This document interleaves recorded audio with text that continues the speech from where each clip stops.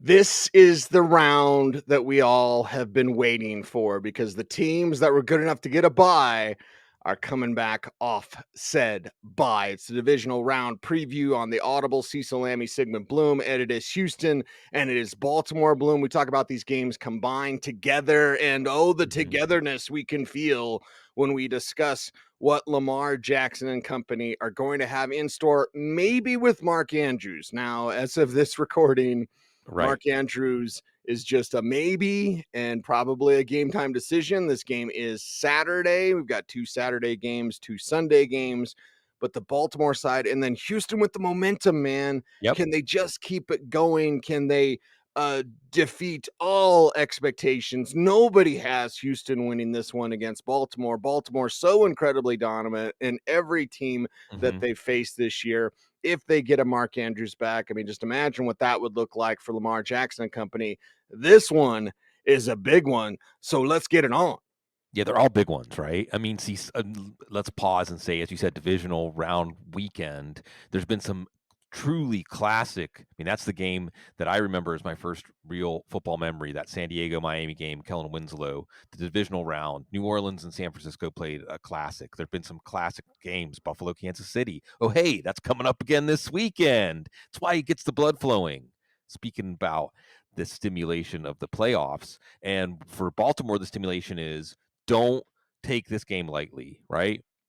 And you talk about Mark Andrews. He was a full participant in practice. So if you're holding him back, are you sending a message? Well, we don't need him to beat Houston, because if he's healthy enough to get in a full practice, whatever that means, he's healthy enough to play, or at least see if he can play. And it makes sense. This offense is surging. We saw a better offense in the second half of the year. We know this defense is good. Hey, again, with Baltimore, coordinators matter. Looks like Dallas is going to say, what was the coordinators? I don't know. Philadelphia? I don't know. Some of the teams failing, trying to decide, is it the head coach? Is it the coordinators? Well, the coordinators for John Harbaugh, Mike McDonald, and Todd Monken have really revitalized these units and put them in a position where it's kind of now or never, right? I mean, are you going to get a better path to a Super Bowl if you're Lamar Jackson? Probably not. Now, for the Texans, you're just trying not to be next year's Jacksonville or New York Giants, where you go to the playoffs, you win a game in the wild card round, you're ahead of schedule, right? Especially for Trevor Lawrence in Jacksonville, it's fitting because you have a young quarterback ascending, Right. soon to be elite, right? D'Amico Ryans, and you just don't. What happens in this game? Well, you just come up with a game plan that reflects, again, I refer always back to March Madness, like a 2 versus a 15 or a 1 versus 16. You have to stretch your game plan. You have to take more risks to beat a team like the Baltimore Ravens. And it is a team that thumped them in the regular season. In the first game, this journey for these teams started this year against each other. 25-9 was not even really that close. But hey, Cleveland thumped them, right? Cleveland thumped them in the regular season and hurt CJ Stroud. We saw what they did to Cleveland last week. So it circles all the way back around to the original point, Cease, which is you might look at this and say, wow, Houston did Baltimore a favor by beating Cleveland, right? Because if this is Baltimore-Cleveland, if Cleveland goes into Houston and win, we're like, Cleveland's dangerous. Divisional matchup. Oh yeah. You got the number 1 seed, but it could all just be taken away in the divisional round. And this is a team that has underachieved in the playoffs. And then you say, well, it's Houston. Oh, exhale. But hey, maybe that's Houston's opening. Maybe that's how Houston surprises. Again, if they're willing to take risks, CJ Stroud will. They look kind of overmatched on offense, but Devin Singletary, Nico Collins, maybe Noah Brown and Robert Woods are rallying a little bit healthier. We saw Brevin Jordan with a big play last week. Dalton Schultz with a big play last week. So they're going to have all hands on deck.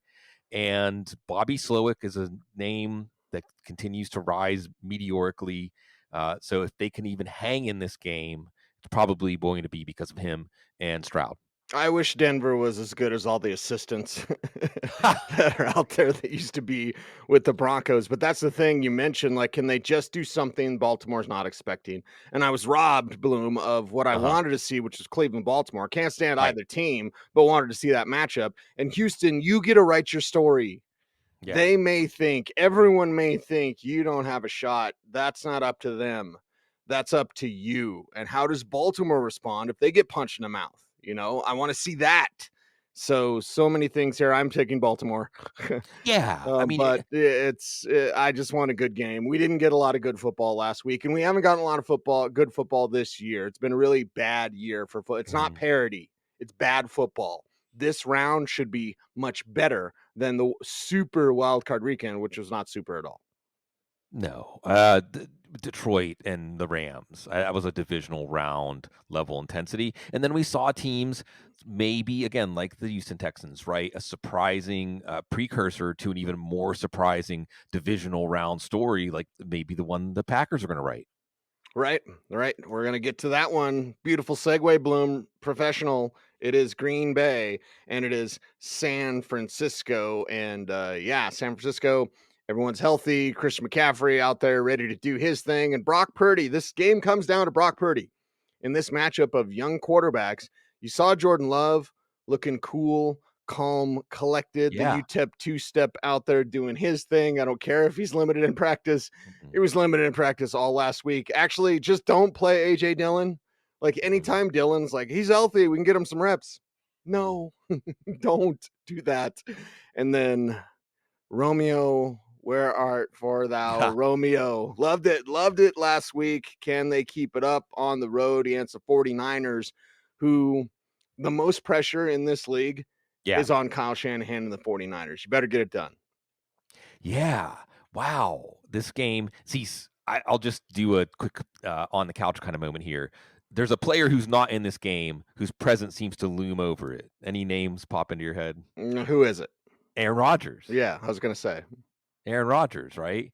And it's so fascinating that San Francisco going into Green Bay and winning was kind of a last moment that you thought maybe the Rodgers Packers could win another Super Bowl, right? I mean, that was a team that was set up to go to the Super Bowl, and they somehow lost. And it was a game that everything had to break wrong, right? A familiar story, whether it's the Mike McCarthy Rodgers Packers or the LaFleur Rodgers Packers. And this is a whole different team that quickly, right? Aaron Rodgers now is doing whatever he's doing, but the Packers are playing. He's not. And the Packers, like the Texans, you just look at them having a puncher's chance. And what you see here is an offense with Luke Musgrave healthy, Christian Watson healthy-ish, Aaron Jones healthy-ish. Well, there's not a lot of tape of this full Arsenal offense, right? So what can Matt LaFleur dial up against a pretty good San Francisco defense? And Aaron Jones is a big factor here and can turn this into kind of a Spider-Man meme game. If Aaron Jones is establishing the run in this game, then and Jordan Love is just executing. And we talked about this earlier this week, Cease. Jordan Love and everything he's done continues to maybe make the case that quarterbacks being in the incubator and not prematurely evaluating them, making pronouncements about the direction of their career is something that we all need to do, but especially the teams need to do. Now, and Matt LaFleur is having the last laugh here. You don't see, you don't hear Matt LaFleur like he's one of the least talked about head coaches in the NFL, right? Right. But he's surging. And this is a game where he can kind of announce his presence on a national scale because this is your 500-pound gorilla, the San Francisco team. If there's pressure on Baltimore, see, going anything less than going to the Super Bowl is a massive disappointment for this team. And let's say, face it, winning the Super Bowl because the Shanahan 49ers have been this close this many times. Everybody's healthy, knock on wood. I mean, what more do you ask? So you got to come out and, they should be able to dominate this team. Christian McCaffrey's healthy over that cap issue. Kittle's healthy. Debo's healthy. Ayuk's healthy. Trent Williams, most importantly, is healthy. And just breathe it in. Your Brock Purdy San Francisco 49ers are the 500-pound gorilla. Things change fast around here, right? Yeah. This game is so different than the San Francisco Green Bay game we saw just a few years ago. That was also a defining game. This could be a defining game for Green Bay. For San Francisco, it should just be a stepping stone. If it's not, if there's somebody there that trips them up on the stepping stone, watch Rashawn Gary. And he's not a guy, again, Green Bay kind of in anonymity up there, smallest market, et cetera, et cetera. Rashawn Gary is a player who can take over a game as an edge rusher. Ask Jared Goff. He did that against Jared Goff earlier this year. So Green Bay doing their division mate, speaking of Jared Goff, a big favor because Cecil, did you think we were going to be talking about Detroit playing a home game Right. on division weekend? Yeah, we're gonna get to that in a little bit. I want to see Sam Darnold. I don't Ha! want to see Brock Purdy hurt at all. But that's the thing. Last year, it's like Purdy's banged up. Oh my God! Like, yeah, they took care of that. Mhm. So even if they're wonder boy at quarterback, Brock Purdy gets banged up, and I like Brock. They've got Darnold. Jeff That's a good point. Hostetler moment. Yeah. There's a Jeff Hostetler moment Nick coming. Foles, yeah. Yeah, Nick Yeah. Foles. There you go. More recent example that people be like Jeff Hostetler. Just Google it, kids.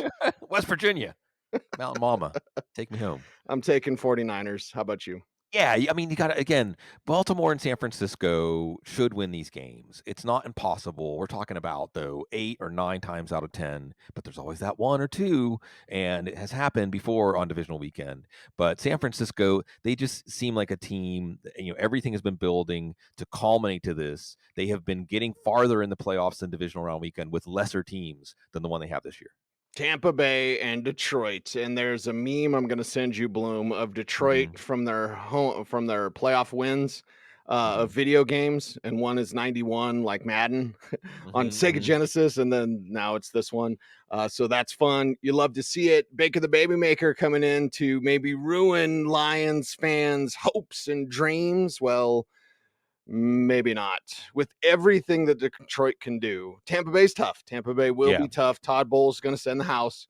Love Todd Bowles. Love the fact that he could have lost that game and we could be talking about Tampa Bay looking for a coach, right? That's mhm, where it mhm. was at. Hell, there's even a chance if he loses this game, Tampa Bay might be looking for a coach because the Glazer family loves to do splashy stuff. Well, Todd Bowles is a damn good coach. He's going to throw everything. This is Bowles versus Ben Johnson.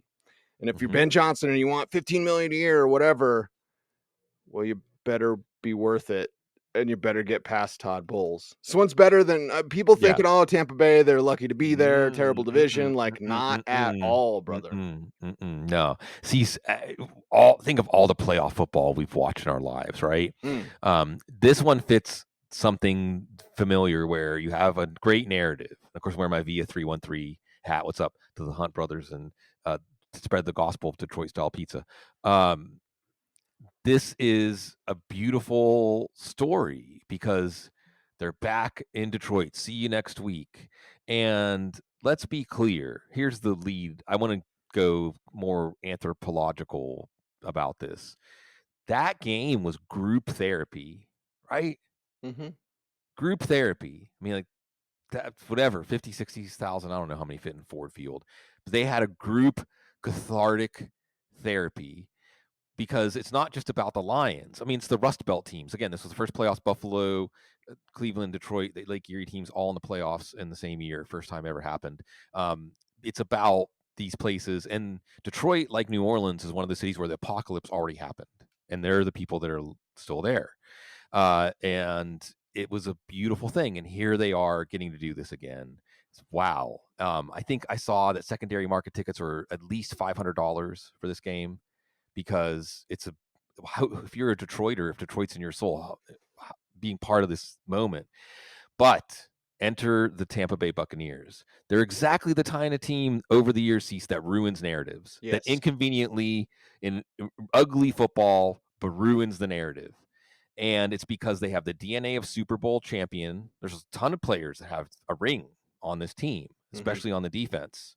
They know what it takes. They've been this far. Again, the mountaintop, the air gets thinner. You need experience to get all the way to the top of the mountain. A lot of these guys have been to the top of the mountain. And like you said versus Ben Johnson ceased. I would even say Todd Bowles versus Jared Goff, and at just, the end of the day, Bloom, not to interject, but like, yeah, you have to prevent Jared Goff from being a problem. It's a great story. We feel good. Hey, there's Eminem. Everything about the Lions is awesome. Your quarterback's pretty average. And in the playoffs, if you can make that pretty average quarterback look pretty average, yeah. bad news. Yeah, it is. And the thing is, Tampa's good against the run. So I don't think you're going to see the Lions come out and run the ball 30 or 35 times. They would prefer to do that. That's how you Yes. reduce the Yes. Jared Goff influence over this game. That being said, it was, again, what a cathartic moment. First playoff win in over 30 years. And they called Jared Goff's number and Amon-Ra St. Brown, and they executed.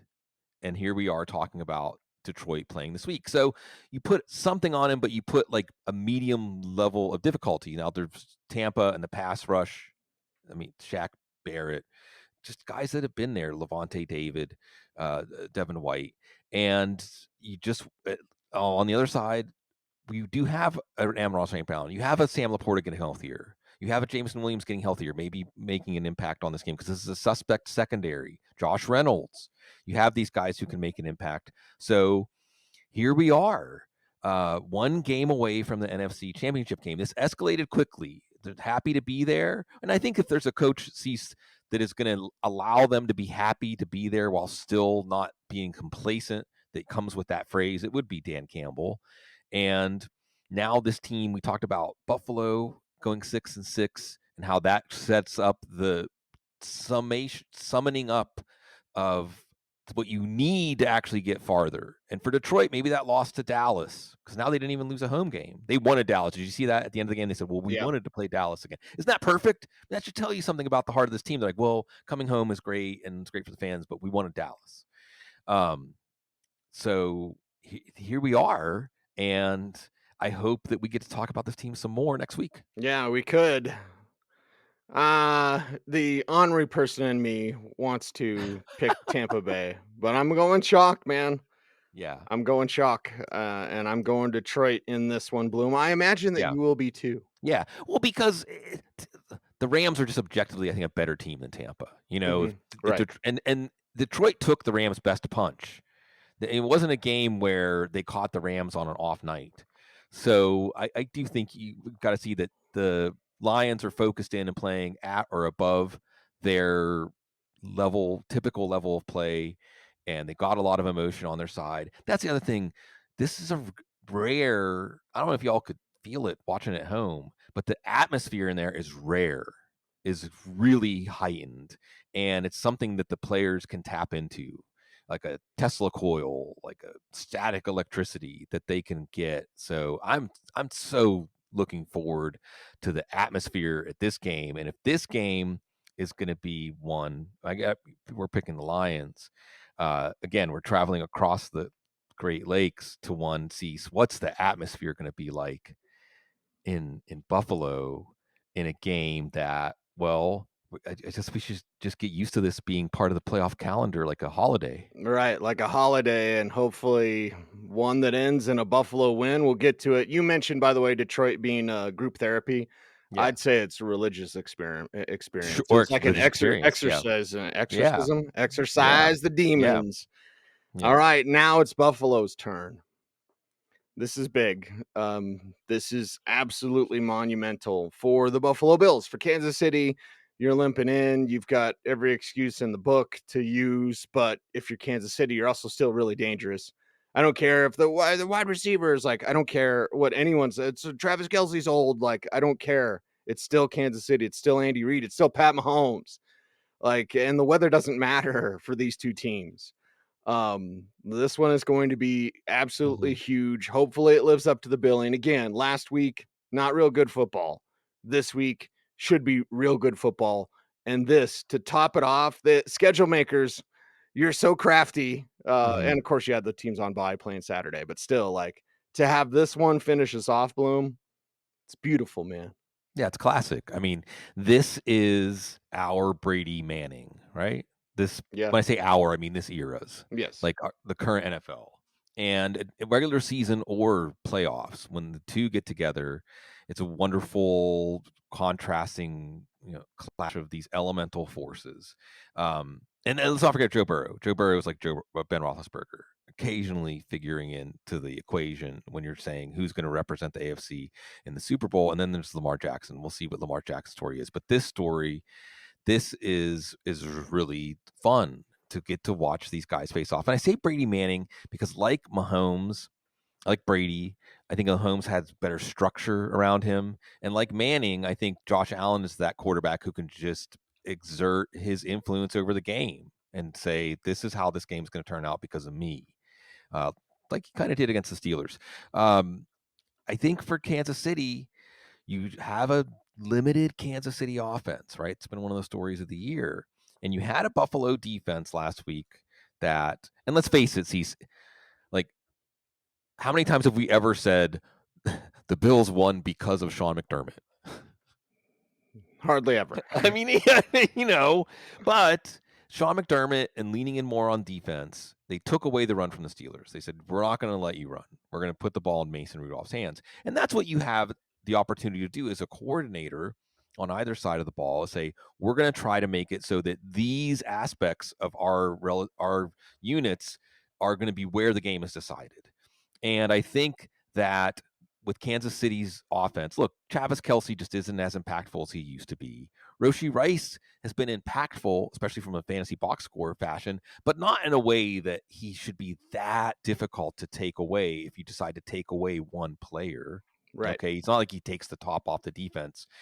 And then there's Isaiah Pacheco, and maybe Pacheco's the key player for the Kansas City offense, as he has been at times earlier this year.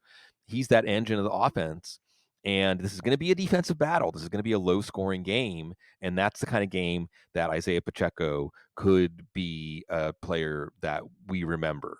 But Josh Allen is really, see, I think that you could say, show me Josh Allen's like 5 best and 5 worst plays from this game, and I'll be able to tell you who won.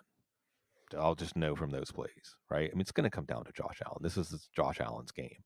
And this is all Josh Allen's quest, really. It's He's Buffalo's not quest. sliding, everybody.